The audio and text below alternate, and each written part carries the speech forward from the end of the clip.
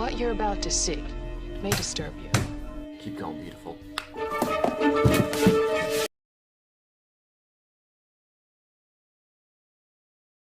How can I help you tonight? Please pull around. Thank you.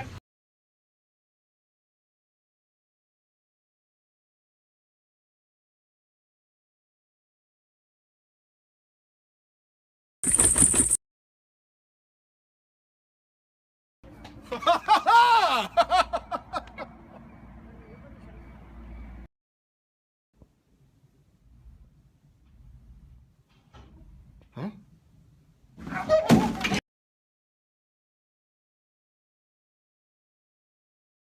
I could show you incredible things.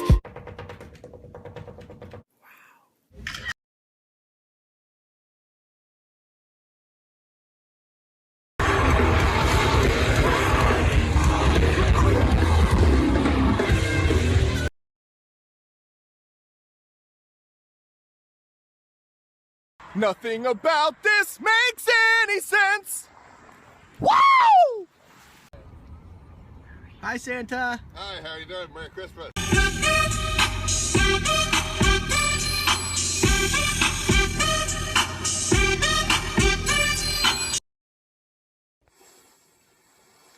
I wish somebody would just... Pump up the jam, pump it up. Hey, yo, what you gonna do? Hey, yo, what you gonna do?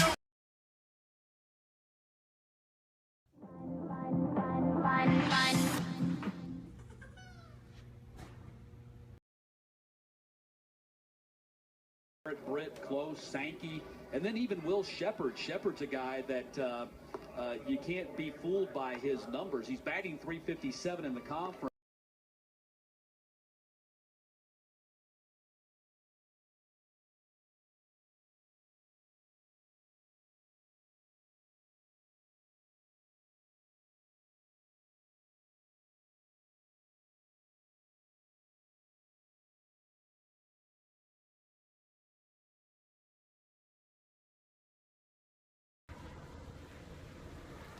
Yep.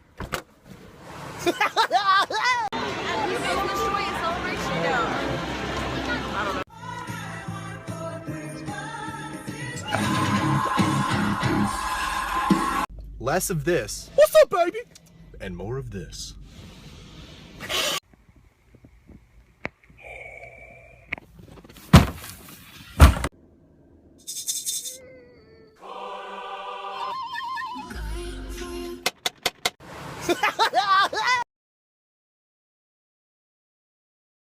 This basic assumption that we're wired up to compete and to gratify our own desires and to be these self-interest machines. Western society in general, we feel we exist fundamentally as singular individuals and only secondarily as social beings. And that tends to create separations.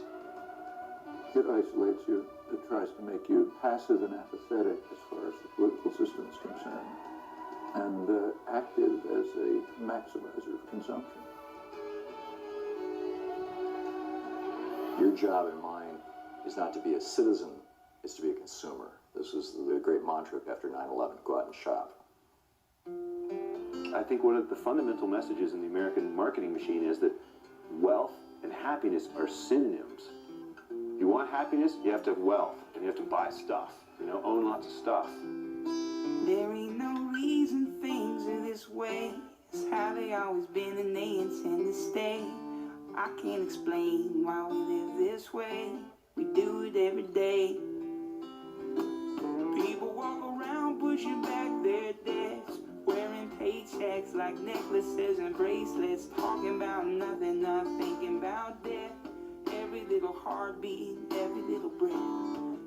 But love will come, set me free. No, I didn't always have stuff or the money to buy stuff. When I started out, I struggled like most artists. But I finally got a directing break when I took a chance on a guy who at the time was known as the white guy on In Living Color. My world changed overnight. And well, I kind of went shopping. First, I bought a little 7,000 square foot house in the hills of Beverly. Swimming pools, movie stars. Your choice for favorite comedy motion picture is Nutty Professor. Liar Liar. Bruce Almighty. And when more film success came my way, I bought a bigger house and more stuff. I was flying privately everywhere, vacationing, looking for properties. But something odd happened to me when I moved into my first Beverly Hills house that kind of took the edge off my buzz. I was standing alone in the entrance foyer after the movers had just left, and I was struck with one very clear, very strange feeling. I was no happier. There I was, standing in the house that my culture had taught me was a measure of the good life, and it made me absolutely no happier. Interesting. You know, these foundational notions of our relationship to stuff are grounded on a truth and a lie in our culture. The truth is that if you're naked and cold at night, outdoors, all alone, in the forest, and it's raining, you are unhappy. We can all agree on that. And if somebody, you know, opens the door and says, come on in, here's a fire you can sit next to, here's clothing you can put on, here's a blanket, here's a warm place to sleep, here's a bowl of soup, suddenly you go from being unhappy to happy with very little stuff, but it's stuff that makes the difference, just like that. So that's the truth. The lie then is, well, if this amount of stuff will make you that happy, then 10 times as much stuff will make you 10 times happier, 100 times as much stuff will make you 100 times happier, 1,000 times as much stuff will make you 1,000 times happier, and Bill Gates lives in a state of perpetual bliss.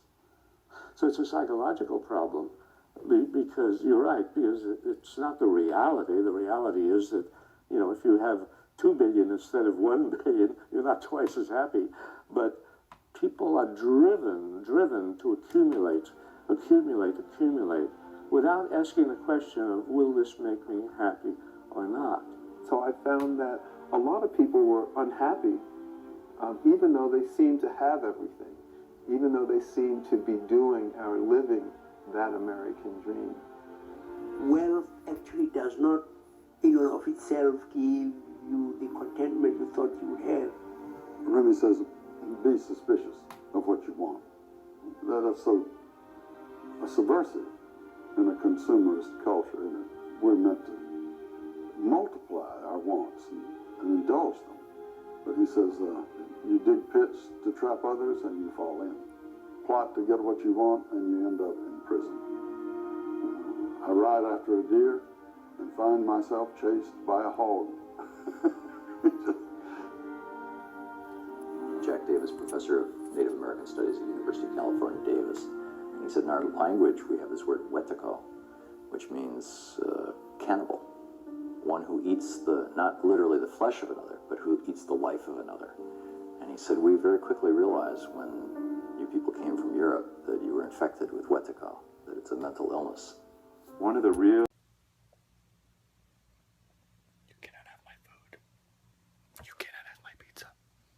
You cannot have my freedom.